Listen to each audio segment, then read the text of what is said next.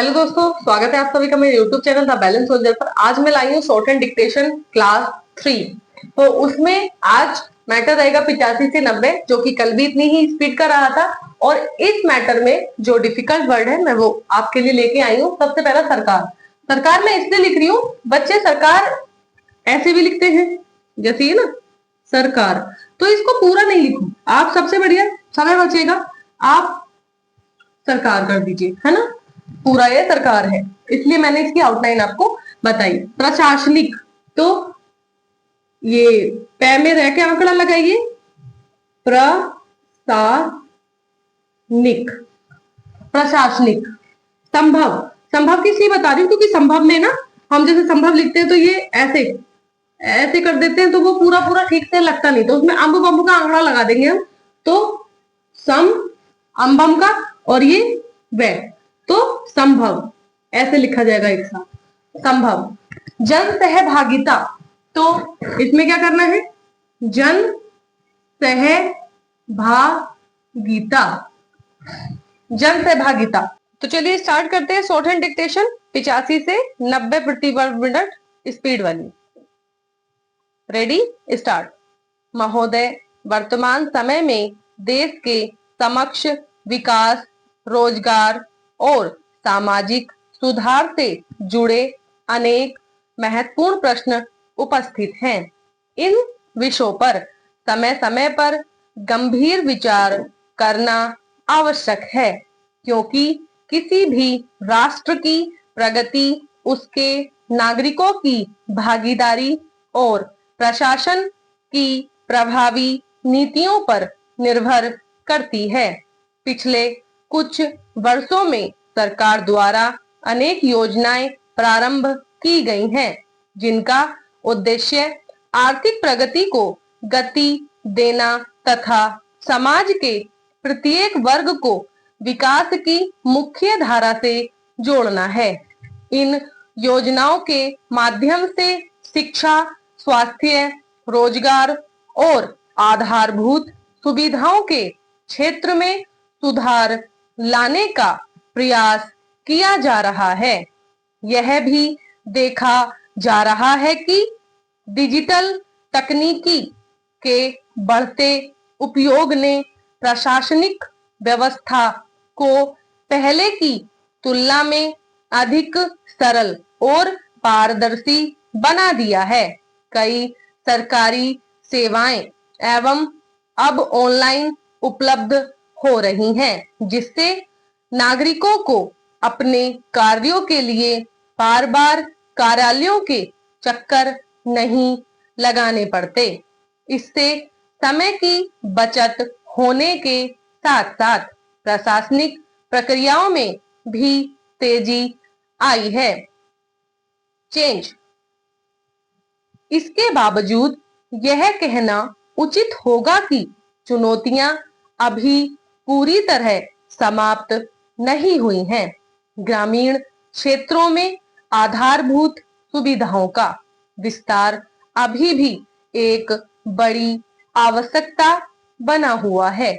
कई गांवों में शिक्षा और स्वास्थ्य सेवाओं की पर्याप्त व्यवस्था नहीं है, जिसके कारण वहां के लोगों को कठिनाइयों का सामना करना पड़ता है।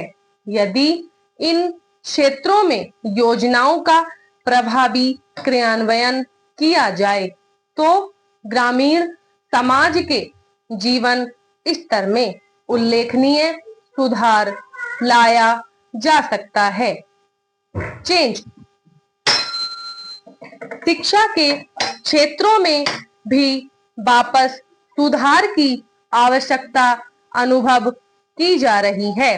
वर्तमान समय में केवल सैद्धांतिक ज्ञान पर्याप्त नहीं माना जाता, बल्कि विद्यार्थियों को व्यावहारिक प्रशिक्षण और तकनीकी कौशल भी प्रदान करना आवश्यक है।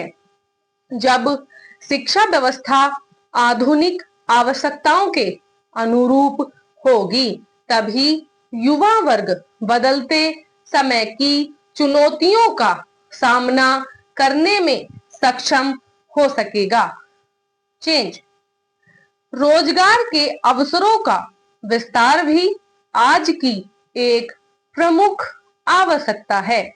युवा वर्ग देश की सबसे बड़ी शक्ति है और उसकी ऊर्जा का सही उपयोग तभी संभव है जब उसे पर्याप्त अवसर प्राप्त हो। कौशल विकास कार्यक्रमों और तकनीकी प्रशिक्षण के माध्यम से युवाओं को आत्मनिर्भर बनाने का प्रयास किया जा रहा है। यदि इन कार्यक्रमों को प्रभावी ढंग से लागू किया जाए तो इससे न केवल युवाओं का भविष्य सुरक्षित होगा बल्कि देश की अर्थव्यवस्था को भी नई गति मिलेगी।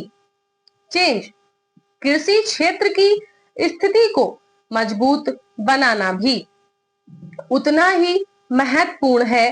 देश की बड़ी आबादी अभी भी कृषि निर्भर है और किसानों की आय बढ़ाना समय की प्रमुख आवश्यकता है। आधुनिक तकनीक, बेहतर सिंचाई व्यवस्था और उचित बाजार उपलब्ध होने से कृषि उत्पादन में वृद्धि संभव है। इसके साथ ही किसानों को समय पर सहायता और उचित मूल्य मिलना भी आवश्यक है ताकि वे आर्थिक रूप से सशक्त बन सकें। चेंज, समाज के स्तर पर भी सहयोग और जागरूकता की भावना विकसित करना जरूरी है। जब नागरिक अपने कर्तव्यों को समझते हुए विकास के कार्यों में सक्रिय भागीदारी निभाते हैं तब योजनाओं का प्रभाव स्पष्ट रूप से देखने को दिखाई देता है। स्वच्छता, पर्यावरण संरक्षण और सामाजिक सद्भाव जैसे विषयों पर भी लोगों को जागरूक होना चाहिए। राम स्टॉप। तो देखिए बच्चों, आज का मैटर 85 से 90 के बीच का है। इसमें जितनी भी आपकी मिस्टेक होती हैं मुझे कमेंट करके बताएं। कोई वर्ड भारी लगा हो, डिफिकल्ट लगा हो जिसकी आउटलाइन मुझे बतानी है तो कमेंट करके बताएं, मैं अगली वीडियो में लेके आऊंगी। तो तब तक के लिए बने रहे मेरे चैनल पर। Thank you so much.